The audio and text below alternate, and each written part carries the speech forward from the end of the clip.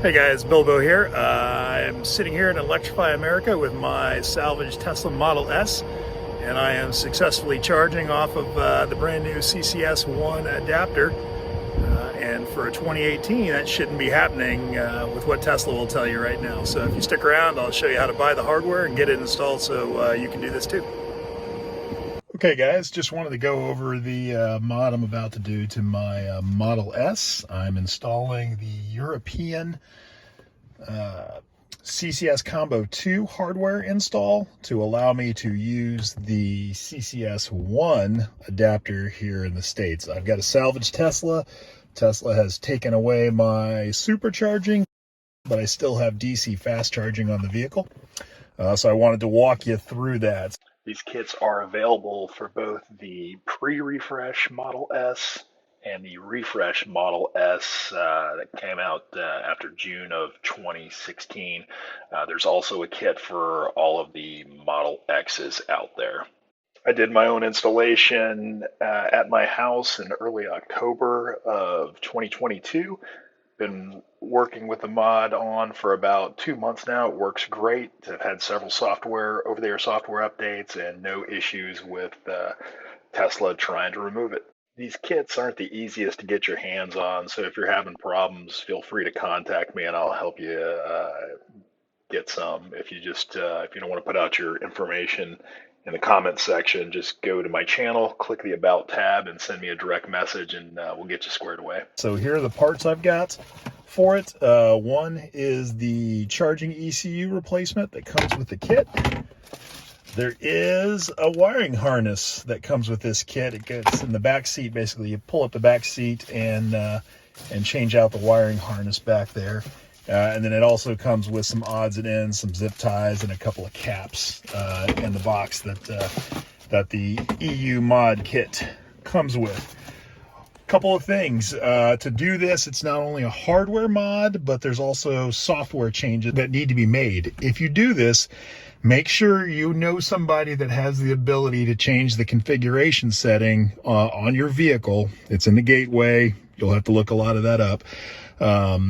To change it and allow the car to actually see the new modified European CCS2 or CCS Combo 2 mod in there. Otherwise, there's going to be some scary things that are going to pop up.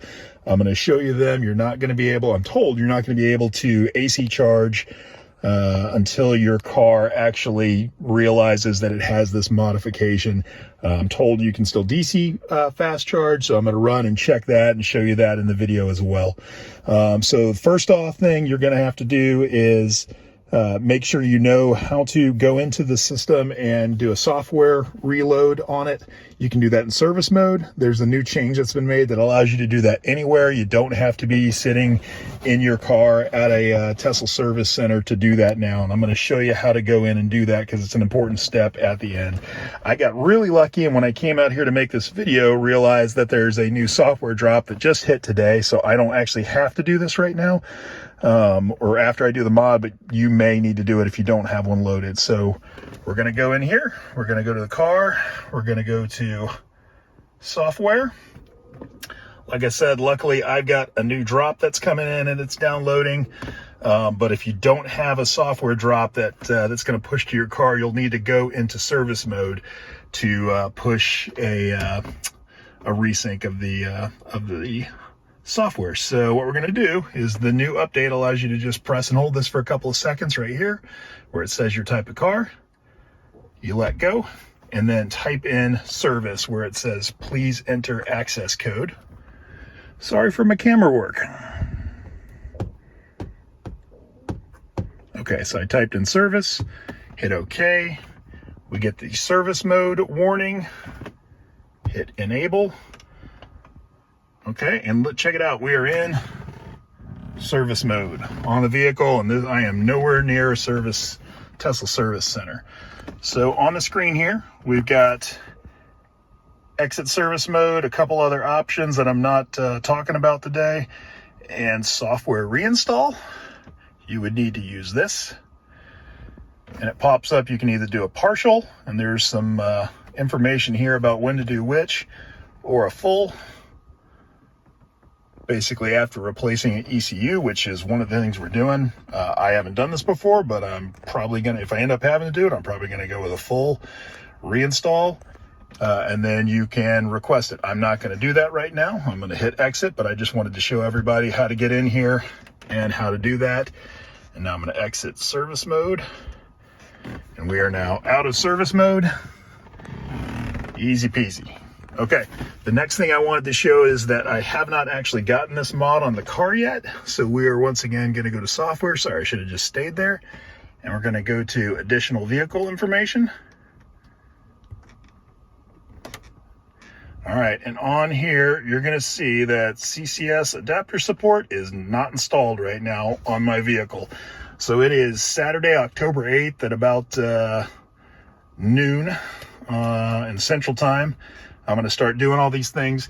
I'm going to go ahead and do the modification. I'll walk you through that as well. What's probably going to happen is the car won't be able to AC charge, but I'm going to show you right now that it does have that capability, but that we're going to probably lose it after we do the hardware mod. Sorry. Okay, so we are plugged in right now.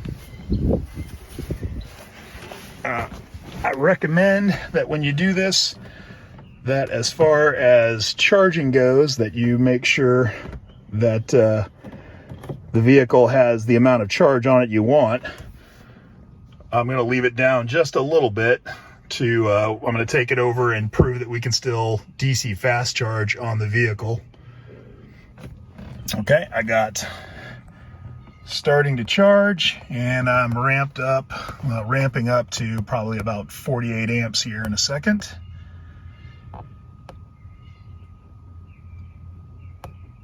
For some reason right now it's wanting to hang about 25. It'll keep kicking on up there.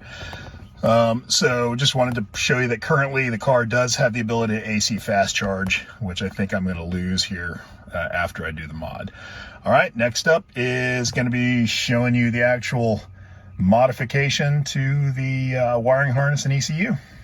For the hardware mod, first thing you're going to have to do on the older Model S's is get in and disconnect the 12-volt battery and disable the high voltage contactors by disconnecting the first responder loop. So you got to pull your frunk out, all these trim pieces right here, pull out a couple of vents and stuff to get down to the battery. There's a couple of good videos on this, so I'm not going to make you spend another 25 minutes with me to learn it.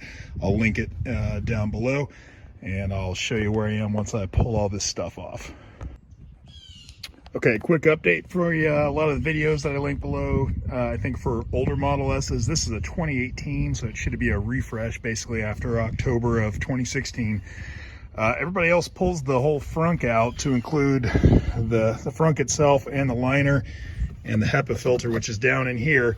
I don't see that that's necessary. I just pulled the top trim piece, the side piece over there, and the side piece there. And I now have access to both the 12-volt battery and the first responder loop disconnect. So I don't think it's necessary to pull this out. So I just wanted to give you guys that update. And we will continue. Before I actually disconnect these guys, I'm going to go back into the car and power off the car. Also, I just wanted to show you, before I got into this, when you actually get to the connectors you're going to have to do, they're underneath the seat here.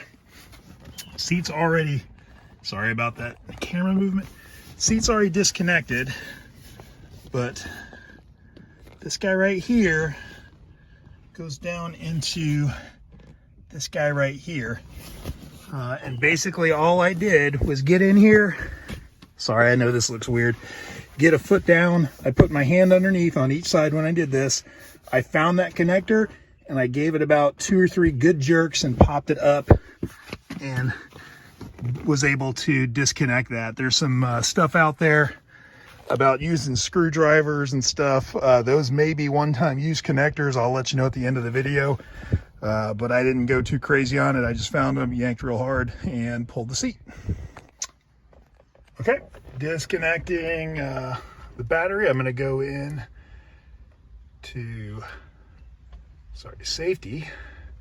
Before I disconnect the battery and the high voltage, I'm going to go power off. Pretty sure you want to power off is what it says. And then I'm going to say power off. All right, the reason we do that is so there's no power to the car right now, at least for the computer.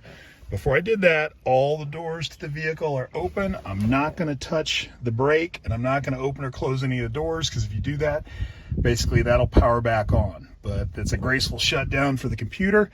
And now we're going to go out and disconnect power. So you can actually see it is a loop here with the firefighter cutter cut tag on it.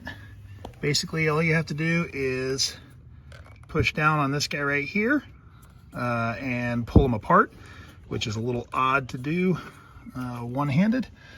And now I'm going to try to do what everybody else on YouTube does, pulling it, and that did it. So that is now separated. Now I'm going to come over here and disconnect the negative side from the battery, and we should be without power. I just went in and unscrewed this side of the negative battery terminal and popped it off there. I think you can go a little crazier if you want and disconnect the positive side as well. I'm not going to.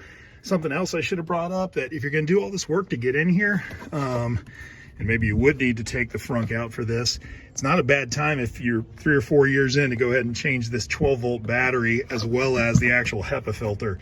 I didn't realize that until I got into this project, right? I had them ordered and just done it. I just wanted to bring it up to everybody. But now we are powered down on the vehicle. I'm going to leave it alone for about 10 minutes to discharge anything it wants to discharge.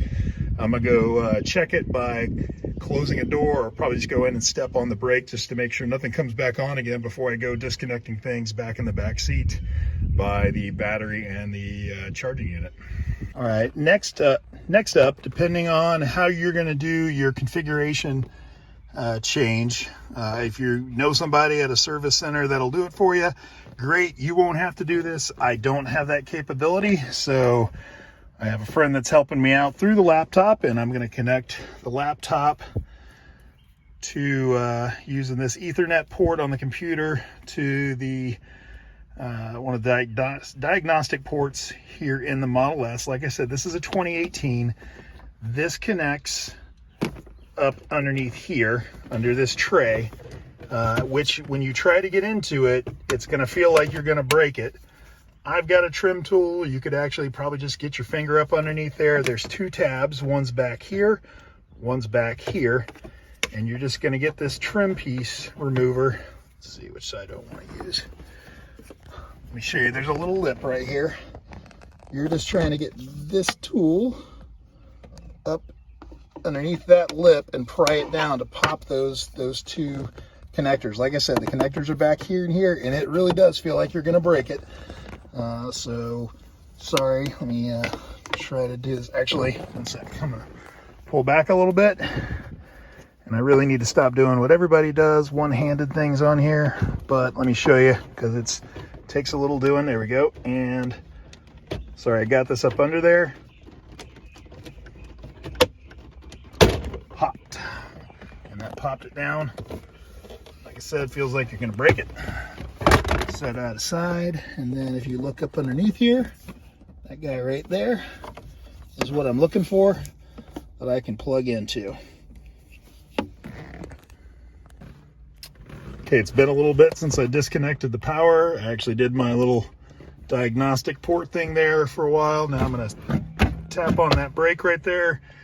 The car did not power back on, so I'm confident that power has been removed. And now I'm going to go to the back and show that to you of how we got to disconnect all the stuff that's connected to the back seat. All right, so that's where the back seat normally sits. There's a lot of stuff back here, but I'm going to point it out to you. On each side, both the left and the right, I've got 2 connections here and here. So there's those 2. Over on the other side, you've got the same thing. And then I believe you got 3 more here, which are either for heaters or sensors, not real sure. But there's a connector here down underneath this. Actually, it looks something like that guy right there. They go back around and they connect right there. So there's, let's see, sorry about that movement. There's 1, There's the second one, and here's the third one. I'm showing you that because now I got to get in here and move all this, and I'm just not going to try to tape and do that at the same time. So hope you get the picture. They just click to unplug, and I'm going to unplug all those. Okay, next bit of fun are these connectors. These are the two connectors I said that are on each side of the seat. That one was pretty easy to disconnect. Just pinch on the sides and it came out. This guy's a little more fun. You see here, they got that little tab right there. Basically, you have to come in from this side with a screwdriver and lift this up over that tab to make that pop out. So basically coming in with a screwdriver right there and lifting up. I'm not even going to try to do this on video, just showing you, because you need two hands to do it. You put it in there, you lift that up, and then with the other hand you can kind of pull those apart and separate them. Okay, I'm finding I'm spending more time disconnecting all these wires than I'm doing anything else. I was wrong. The left side of the car is the only one with these three connectors all in one bundle. That side's only got one over there. Next up, these guys right here, what I'm finding is that they are easiest. Basically, they will disconnect. Don't mess with this yellowish thing here. There's a little button right there. You basically push on that button and it'll allow them to disconnect. The problem is the seat is connected to this guy, and that's connected to a wiring harness right here. It's a little hard to see this black connection in the video, sorry about that, but basically you can see where this little hook comes up and hooks in right here, right there. Basically I'm just taking this in, putting the screwdriver up inside that hook, popping it back, and I can't do it one-handed, but then this piece will slide, sorry, finger, that way and disconnect from it. I'll show you that in a second. Okay, here it is with that piece off. This was that little hook I was telling you about. And literally, basically, once you undo that hook and push that hook down, this just slides off. And there's 4 of those connectors. 1, 2, 3, maybe just 3 of them. So one here, one here, one there. Sorry guys, I'm getting used to talking and videoing, pointing stuff out.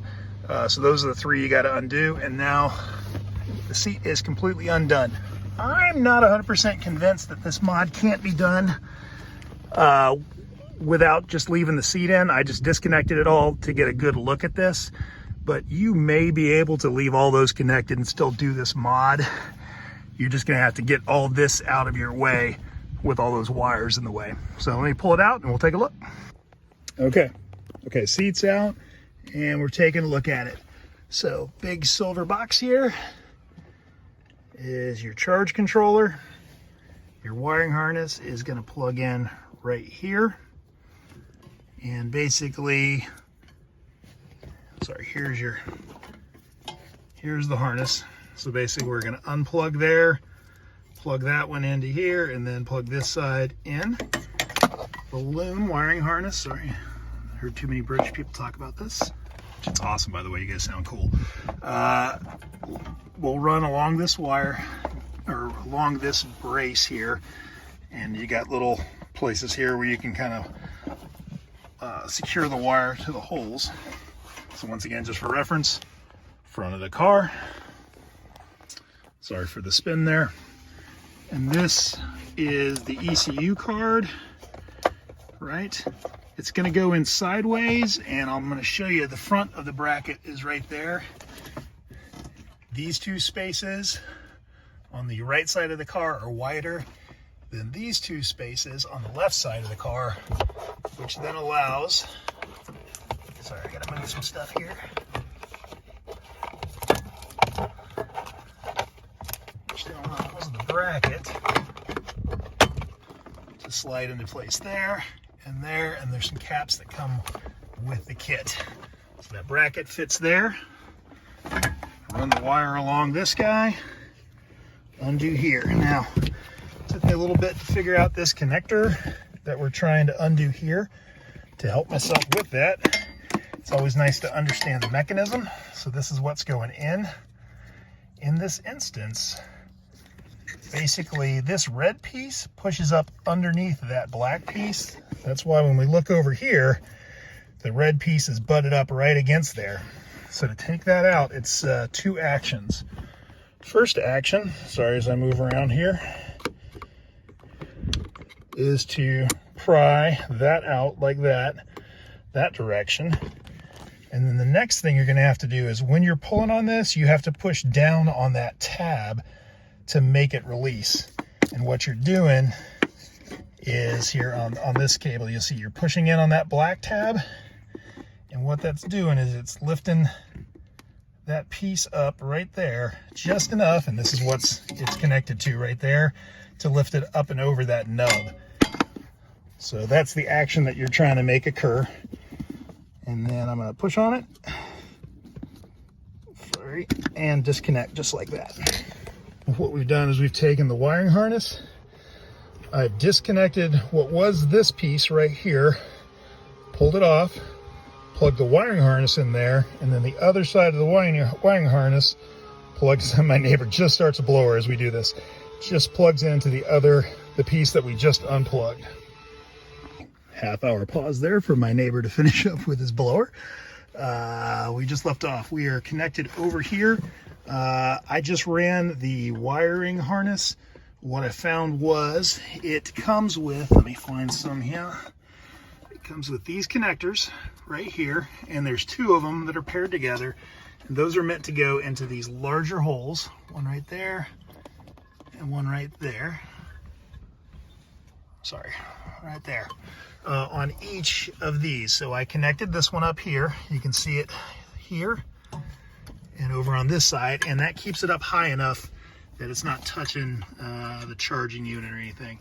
So I'm going to go ahead and connect those up all the way down until I get to this guy, and then I'm probably going to go ahead and plug this in, then put him through, and then the last little bit to finish him off will be these caps going on. So let me do that, and then I'll show you what it looks like.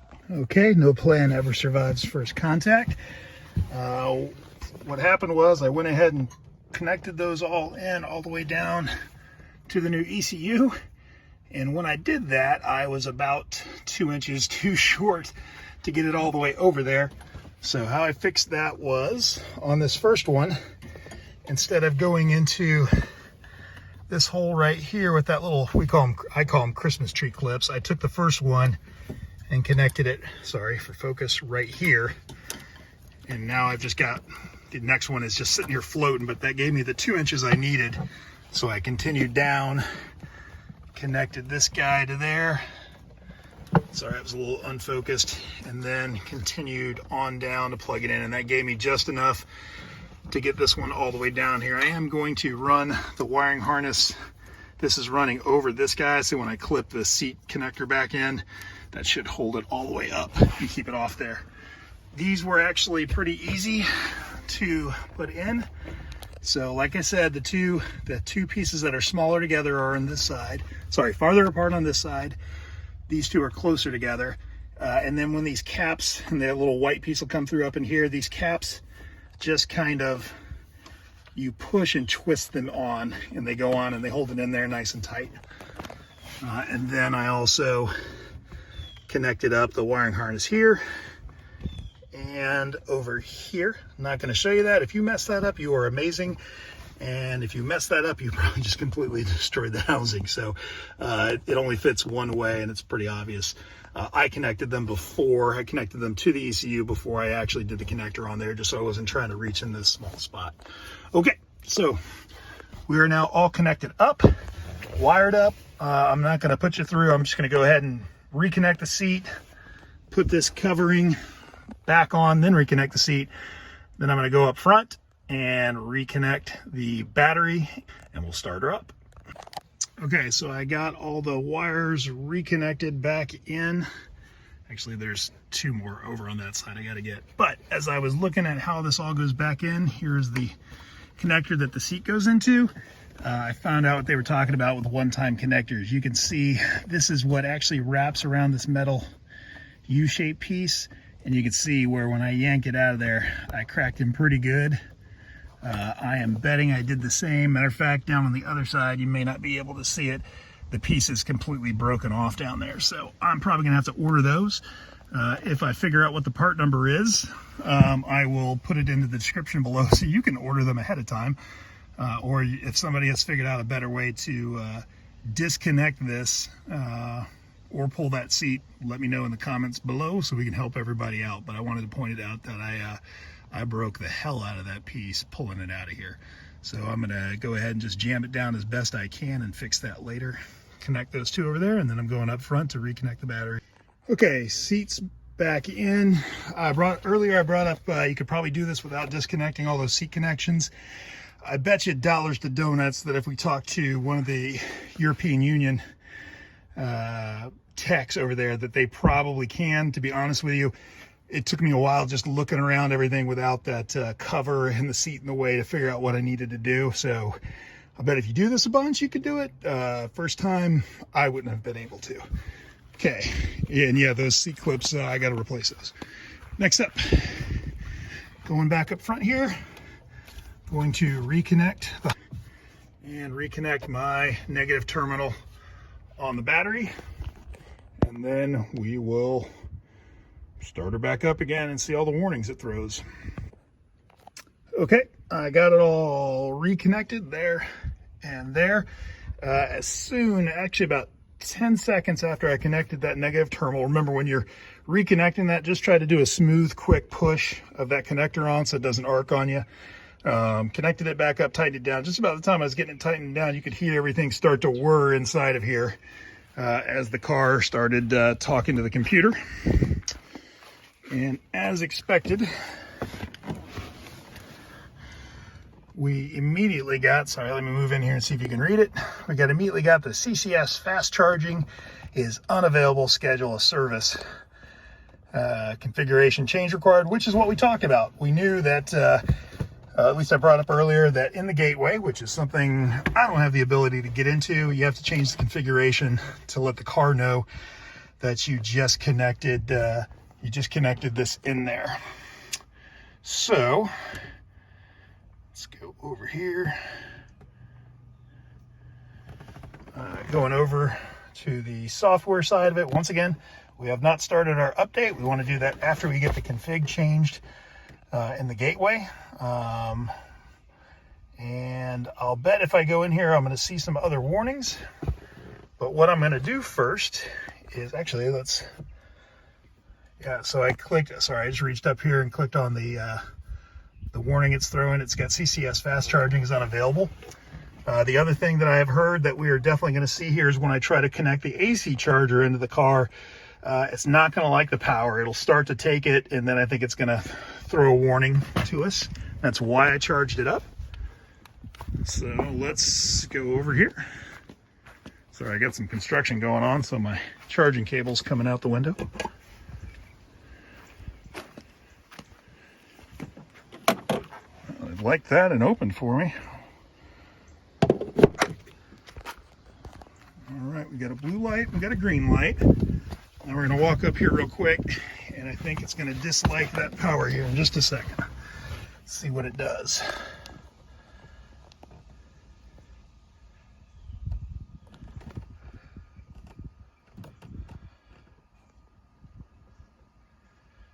Okay, so we started to get some voltage. Let's try it again. You can see where it was picking up some voltage. It dropped off again.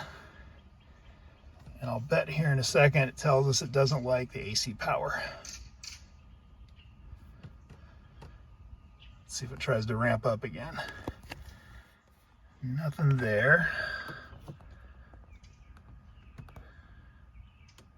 Well, it didn't seem to throw any warnings, but I am plugged in. You saw the voltage go up. It is not charging right now. Let's go look. I bet we got red on the charge port.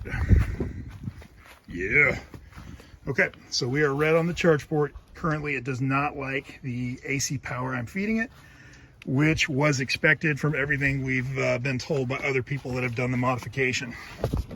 So the next step is I've got a friend that's going to help me connect this guy in to change the configuration in the gateway. That's some really fun computer stuff, which I don't do. I do the mechanical stuff, but not so much computer stuff. And once that is done, then I'm going to go over here to software. I'm going to go ahead and kick off this software update after that, and then it should work. What I'm going to do in the meantime, he's going to help me with that tomorrow. I have been told that when it's in this state here, where it's not allowing the CCS fast charging, that it will still take supercharging and also like the CHAdeMO adapter. So what I'm going to do tonight is in this state, that's why I got pulled about 290 miles of charge. I'm going to drive over to the nearest CHAdeMO and try my CHAdeMO adapter to see if I'm still in a chargeable configuration. I'll also try a CTEC adapter to see if that still allows it to charge, so that if you're in this state, you can be there for a while as long as you can get to a DC fast charger other than the CCS you're trying to do. So we'll see how that goes. Okay, first bit of fun that I found reconnecting up was reconnecting this vent, where right here it connects to the top of the HEPA filter.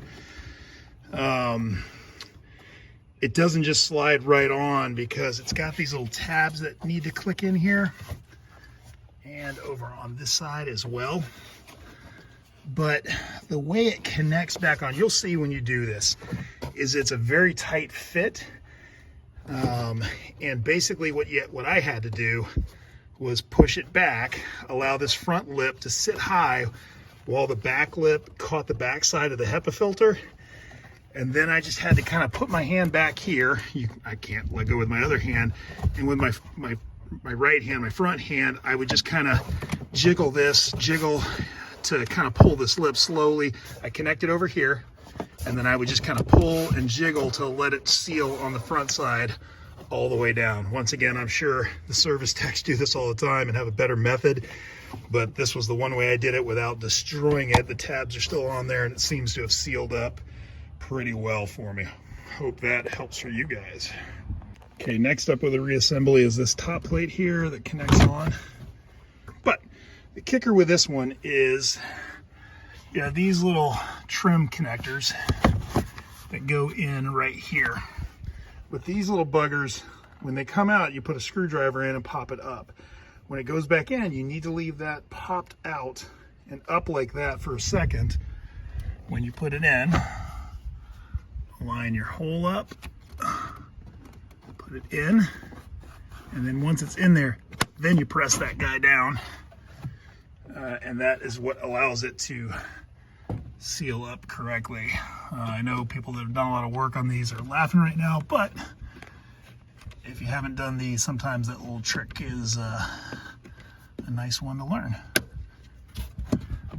And that is now held in there solid on both sides.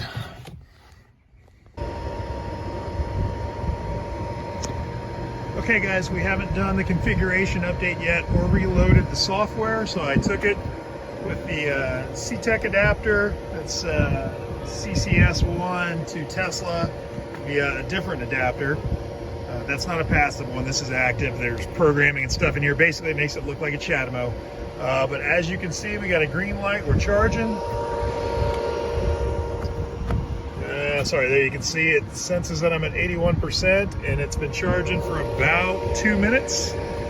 So this looks true that we can actually charge on DC fast charging. And if you take a look here, we're pulling 88 amps, almost 400 volts. So it's charging away right now. It doesn't seem to have any issues, so I think it is correct. Sorry about that light. That you can still do DC fast charging on older chargers. Sorry, I do a CHAdeMO, but the one CHAdeMO that's in the area here I can't access right now for some reason. The ChargePoint app doesn't see that CHAdeMO there. So, but at least with this CTEC adapter, It's also called Electron. Electron bought it, bought out that, or at least bought it from that company. I'm charging, so if I wanted to go a long distance in this configuration, I could still do it. It's now Sunday morning. I still have CCS fast charging unavailable. I am now connected up with a laptop to the diagnostics down up underneath here. I'm gonna have a friend help me out, and hopefully once this is done, you guys will see CCS enabled. We're back in the car. It's Sunday at around 2 o'clock. Notice the CCS warning that was up there last night is now gone. I had a friend come and help me do the update to the configuration, and that is now gone. If we go over here to the screen, we're gonna go to software, additional vehicle information, and what do you know? We got CCS adapter support enabled now.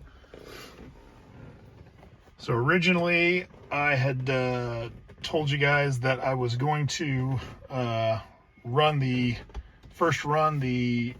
service mode software reset, which we did, and after that, sorry I didn't video it, it worked fine then. After that, went in and updated to the 2018 software version that was showing as ready to go.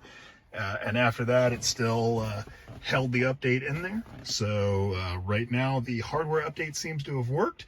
I'm going to go drive to the nearest charger, slap on the CCS1 adapter, and prove that we're getting power. Also, I've been plugged into my house AC now. That works as well. Last night, that didn't work. We were showing voltage, but no amperage when we were charging. But now I'm getting a full steady 48 amps of charging on the vehicle with AC. So hopefully I can prove to you a little later here that that the CCS now works on a Salvage Tesla. That's the All right, I'm at the Electrify America here. Got the CCS1 adapter plugged. We're actually pulling charge. Hard to see in the sun, but pulling 151 kilowatts, and show it to you in the car here. Sorry about the wind and the fans going, but you can see no warnings thrown, getting about 480 miles per hour charge. CCS1 is up and running on a Salvage Tesla.